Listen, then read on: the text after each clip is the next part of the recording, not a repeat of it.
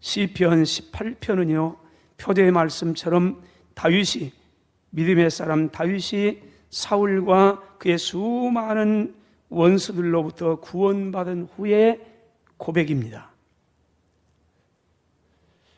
무슨 고백을 했냐? 전반부에 보면요 얼마나 그가 많이 힘들었는가.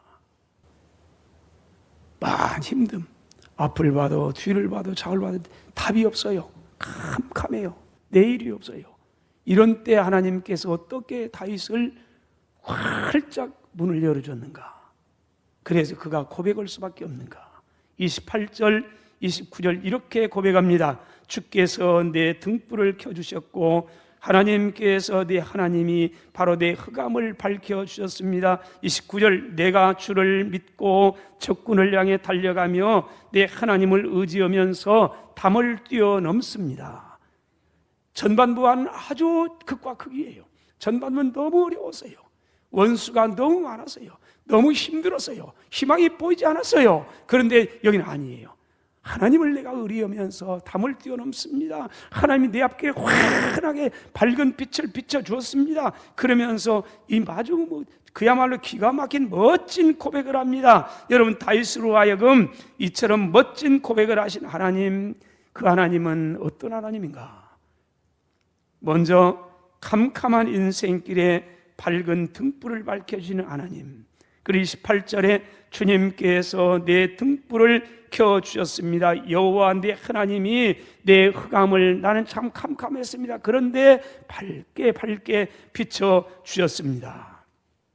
다윗은 그 당시의 상황을 구체적으로 볼까요? 4절, 5절 이렇게 말합니다. 사망의 줄이 나를 얽고 있었습니다. 불의 창수가 나를 두렵게 했습니다. 수월의 줄이 나를 두르고 있었습니다. 사망의 올무가 내게 이르러서 얼마나 힘들었으면 이 사망이 지옥 같은 세상이 내를 손발을 다 묶고 있대요. 희망철명 아닙니까? 이런 그 사망 올무가 함정이 내게 이렇고요. 그래서 앞을 보아도 뒤를 보아도 좌를 보아도 우를 보아도 뚫고 나갈 희망이 보이지 않습니다. 인생이 캄캄했습니다. 이런 절망적인 상황에서 하나님께서는 다윗에게 빛을 비춰준 겁니다. 그러므로 다윗은 담대하게 고백한 겁니다. 주님께서 내 등불을 켜주셨습니다. 내 하나님께서 내 흑암을 밝혀주셨습니다. 27절, 27편 1절 여호와는 나의 빛입니다. 나의 구원이십니다. 그러므로 내가 누구를 두려워하겠습니까? 여호와는 내 생명의 능력이 됩니다. 그러므로 내가 누구를 무서워하겠습니까? 하나님은 나의 빛이 됩니다. 때로는 삶 가운데 캄캄해요. 희망이 보이지 않아요. 그런데 그분이 내 앞에 그분이 계시면요, 그분이 빛이래요. 그분은 빛인데 그분은 참 빛이에요. 큰 빛이에요. 요한복음 1장에 보면요, 요한 사도는 예수님에 대해서 무슨 말씀하느냐? 어둠의 세상의 빛으로 오신 바로 구원자요, 참 구원자요, 빛입니다. 그것도 조그만 빛이 아니에요. 햇빛보다 더 밝은 빛이래요. 그분이 오면 환해지가요. 요한복음 1장 10절 13절 참 빛, 그분에 대한 얘기를 하면, 예수님에 대한 얘기를 하면서 참 빛입니다. 그러면서 곧 어떤 빛이에요? 세상에 왔습니다. 각 사람에게 비치는 빛이 있었습니다. 그분은 세상에 계셨습니다. 세상은 바로 그로 말미암아 지은 바 되었습니다. 빛이 오셨는데 그분이 이 세상에 오셨습니다. 그런데 그분은 누구냐? 온 세상을 창조하신 창조주입니다. 그런데 세상은 그를 알지를 못했습니다. 자기 땅에 왔습니다. 그러나 자기 백성이 영접지 아니했습니다. 곧 그 이름을 믿는 사람에게는, 영접하는 사람, 믿는 사람에게는 하나님의 자녀가 되는 권세를 주었습니다. 이는 혈통으로 낳지 않습니다. 육정으로 낳지 않습니다. 사람에 떠나지 않습니다. 오직 하나님께로서 성령으로 거듭난 그런 사람들입니다. 예수는 어떤 분이에요? 참빛이래요. 세상의 빛은 꺼질 수 있어요. 가리워질 수 있어요. 그러나 참빛 예수님은 그 무엇도 가리지 못해요. 꺼지지도 않아요. 그래서 그분을 참빛 곧 세상에 오신 분입니다. 각 사람에게 비치는 빛이었습니다. 그분은 천지와 만물을 창조하신 하나님이었습니다. 그런데 안타깝게도 세상은 그분을 알지를 못했습니다. 그 빛이 왔습니다. 구원자가 왔습니다. 그런데 자기 백성이 영접지 아니했습니다. 그러나 영접하는 사람에게는 자녀가 된 권세를 주었습니다. 여러분, 죄악의 세상에 빛으로 오신 예수님을 믿어 구원받은 저와 여러분들을 말씀하고 있는 것 아닙니까? 마태복음 4장에 보면요 13절로 16절 이렇게 말합니다. 나사렛을 떠나, 예수님에 대한 얘기예요. 나사렛을 떠나 가버나움에 가서 사시니, 예수님이 이사를 가셨답니다. 나사렛 출신이에요. 거기서 사시다가 잘하셨어요. 그리고 공생을 시작하려고 하면서 세례도 받으셨어요. 그리고 사역을 하기 위해서는 그곳에 하지 아니냐고 갈릴리로 가버나움으로 이사를 가십니다. 그런데 그 이사 가신 이유를 그냥 우연히 따라가는 게 아니에요. 근데 마태는 이렇게 말합니다. 가버나움에 가서 사시니 이는 선지자 이사야를 통하여 하신 말씀을 이루려 하심이니라. 이사야 선지자가 이미 예언했어요. 예수님 오시기 전에, 약 700년 전에 메시아가 되신 그분은 어둠의 땅에 환하게 비치는 빛이기 때문에 그분이 이렇게 할 거라. 뭘 하겠느냐? 스불론 땅과 납달리 땅과 요단강 저편 해변길과 이방의 갈릴리여, 여기를 말하면 흑암에 앉은 백성이 큰 빛을 보았습니다. 이곳 땅을 흑암에 앉은 백성이래요. 갈릴리로요.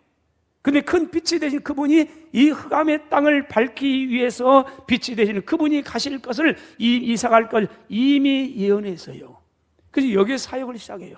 뭘로요? 비춰요. 어둠의 땅, 스불론 땅과 납달리 땅을 환하게 비치기. 그래서 말합니다. 사망의 땅과 그늘에 앉은 자들에게 빛이 비추었습니다. 그래서 예수님은 그 빛을 비추기 위해 나사렛을 떠나서 가버나움에 가셨는데, 이건 우연히 이사 가는 게 아니고 바로 일찍이 이사야 선지자가 예언한 것처럼 이 예언한 대로 가서, 왜요? 예수님은 그 예언대로 메시아란 말이에요.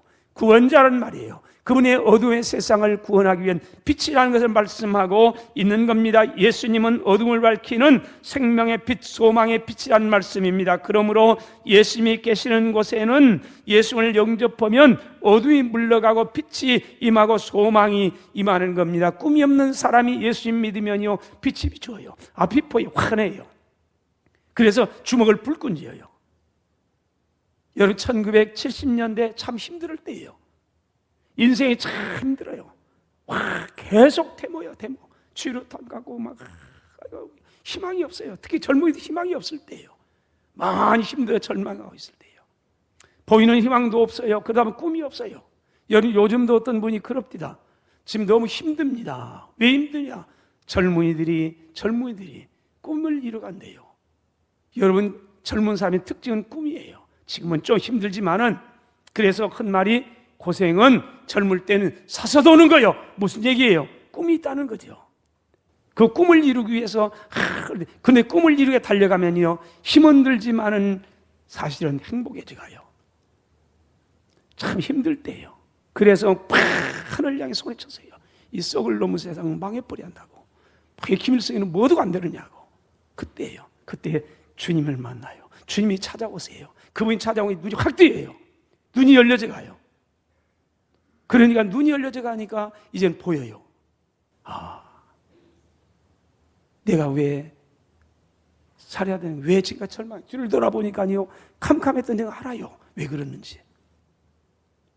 하나님을 만나니까요, 그분이 빛으로 찾아오니까 하나님을 만나요. 하나님을 만나고 나니까 인생이 보여요. 내가 어디서 와서, 오늘 내가 왜, 무엇 때문에 살아야 하는 건지. 근데 그게 없을 때는 절망해서요. 근데 그게 딱 보이니까요, 맞아. 세상은 똑같아요. 역시 여전히 취루탄 날아가고 화염병 던지고요, 막 그런 것 같아요. 근데 인생이, 세상이 다른 거예요. 누가요? 우리가 변해요. 내가 변해요. 그분이 찾아오니까요. 앞길이 보이는 거예요. 하나님 보이고 사람 보이고, 왜 우리가 열심히 공부해야 되는지, 왜 돈을 벌어야 되는지, 열심히 살아야 되는지, 이게 보이는 거예요. 왜요? 꿈이 생기니까요.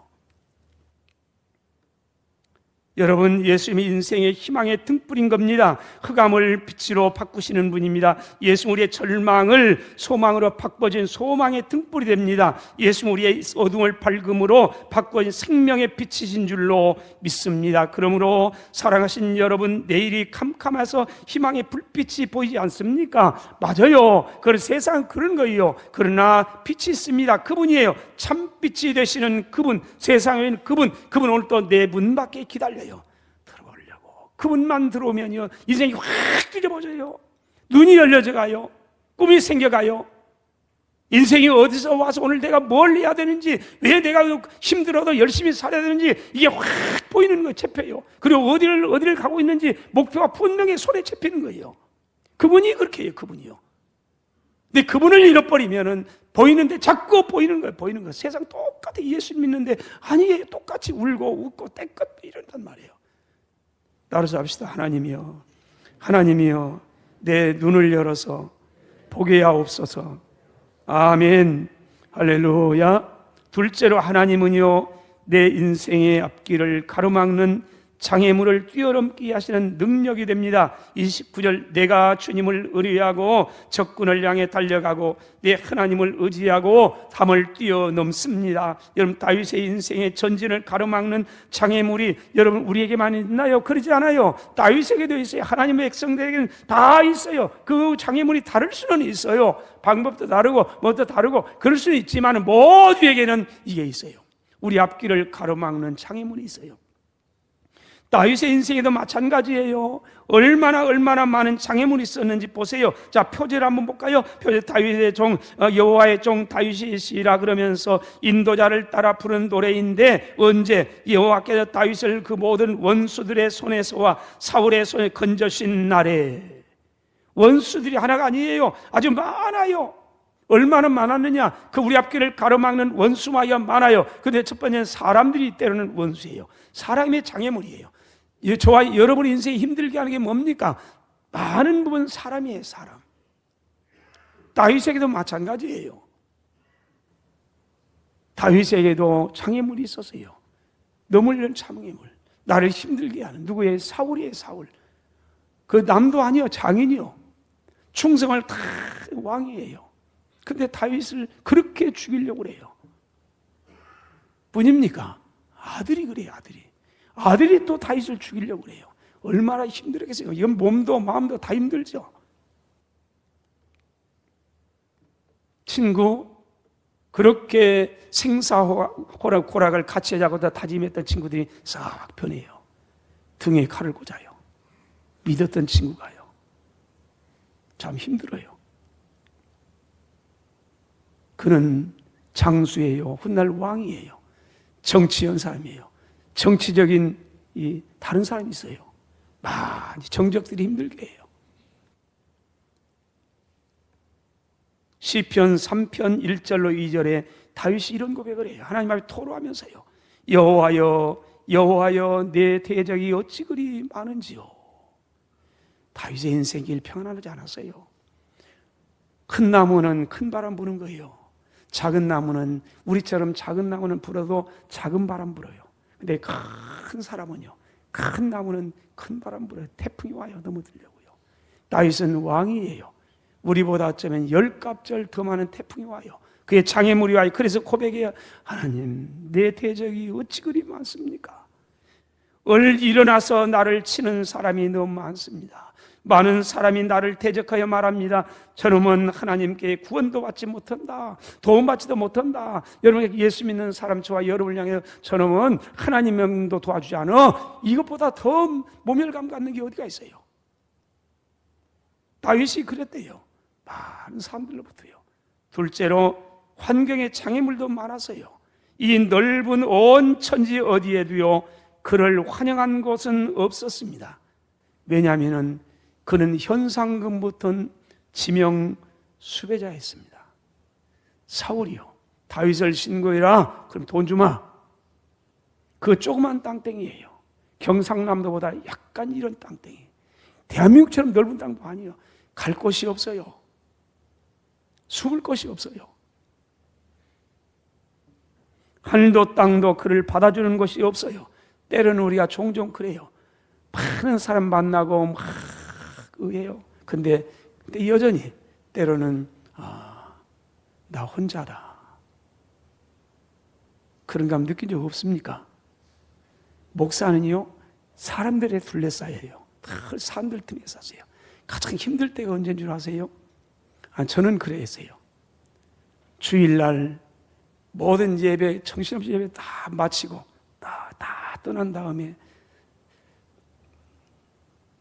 제가 오후 늦게 교회 오면요, 그때 가장 힘들 때예요. 항상 안 보여요. 왠지 혼자 같아요. 근데 참 힘들 때 그때예요. 사람이 가장 힘들 때, 외로울 때 막 희낙낙해요. 만나서 밥도 해요. 근데 여전히 막 혼자. 여러분, 다윗이 그래요. 누구에게 털어놓을 수 없어요. 신고 들어가요. 그런 다윗에게 적군을 향해 달리게 하고 가로막는 담을 뛰어넘게 하는 분이 있었답니다. 누구예요? 아니, 무엇이에요?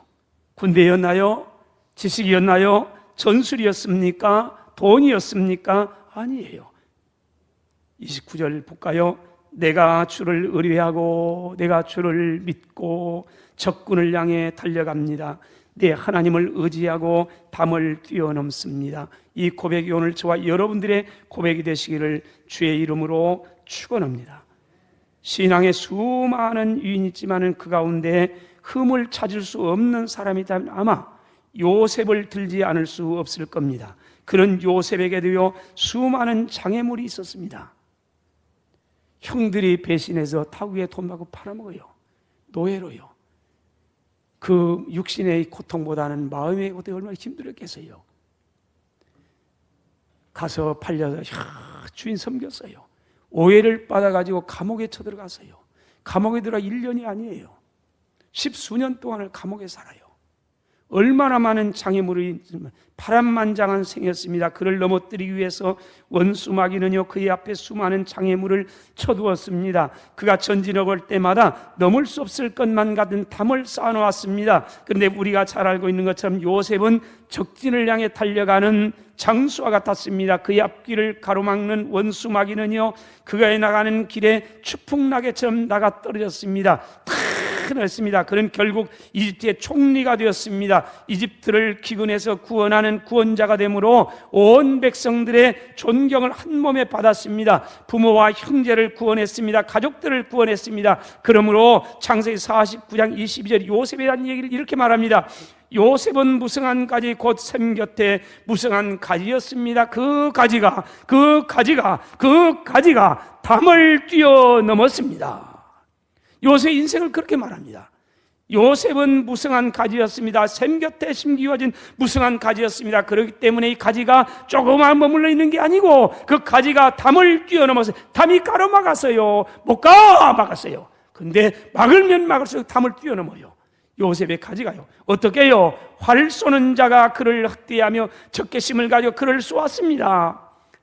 요셉을 죽이려고 수많은 활 쏘는 자 대적들이 학대하면서 그를 향해서 화살을 쏘았습니다. 그러나 요셉의 활은 도리어 더 굳세였습니다. 그의 팔은 힘이 더 있었습니다. 어떻게 해요? 이는 야곱의 전능자 이스라엘의 반석인 목자의 손을 힘입었기 때문에 그렇습니다. 요셉이 힘이 있어서가 아니래요. 요셉이 능력 있고 지혜로워서가 아니래요. 하나님께서 그의 팔에 힘을 주시고 그의 활을 도리어 강건하게 하고 그래서 이 요셉은 힘이 있어요. 능력이 있어요. 원수마귀 한 길 났다가 7길로 도망을 칠 수밖에 없었어요. 담이 막았어요. 담을 훌쩍 뛰어넘었답니다. 요셉 인생에 수많은 적과 장애물이 있었지만은 하나님께서 요셉의 힘이 되시고 능력이 되셔서 적진을 향해 누비고 다니게 하셨습니다. 가로막는 담을 뛰어넘게 했습니다. 여러분, 우리 하나님이 그런 하나님이란 말이에요. 저와 여러분이 앞길을 오늘도 계속 아니요, 이 문제만 해결되면 되겠지. 그러지 않아요. 이 문제 해결되면 어쩌면요, 더 큰 문제가 우리 앞을 가로막을 수도 있어요. 그런데 우리는 당당해요. 어떻게 해요? 내 힘만 의지한 게 아니야. 그분이 있어요. 그분이요.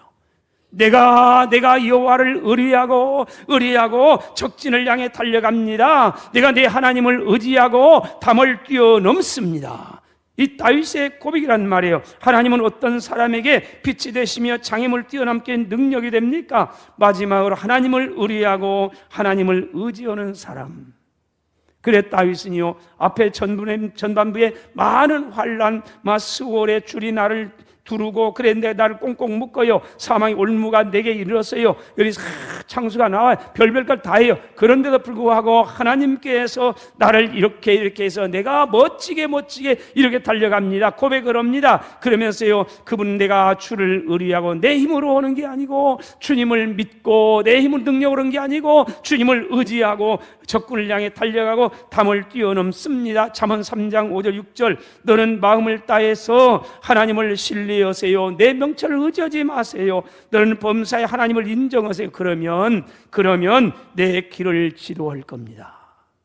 하나님을 인정하세요. 여러분 맡기세요. 의뢰하세요. 그러면 신뢰하세요. 그럴 때 하나님께서는 우리에게 능력이 되신답니다. 우리 앞길은 여전히 캄캄함도 있을 수 있고요, 담은 있을 수 있어요. 담이 때로 1m짜리도 있을 수 있고요, 어떤 담은 5m짜리가 있어요. 어떤 담은 500m가 돼요. 내 힘만 의지한 게 아니란 말이에요. 그런 루터는 이런 거 왜 그래요? 내 힘만 의지할 때는 패할 수밖에 없습니다. 아마 이 찬송가 앞에 그럴 거예요. 아마 이 찬송을 언제 했느냐? 1517년도에 종교를 개혁하려고 할 때 막아요. 이때의 상황을 학자들은 그렇게 말해요. 루터가 종교를 개혁한다는 것은 저 높은 산에서 바위돌이 막 큰 바위가 굴러오는데 계란이 한번 해보겠다고 도전하는 것 같다. 불가능하다는 거죠. 근데 참 역사는요, 이 계란이 바위를 깨뜨려 버렸어요. 태어난 교회가 개혁교회, 저와 여러분이 섬기는 개신교회예요.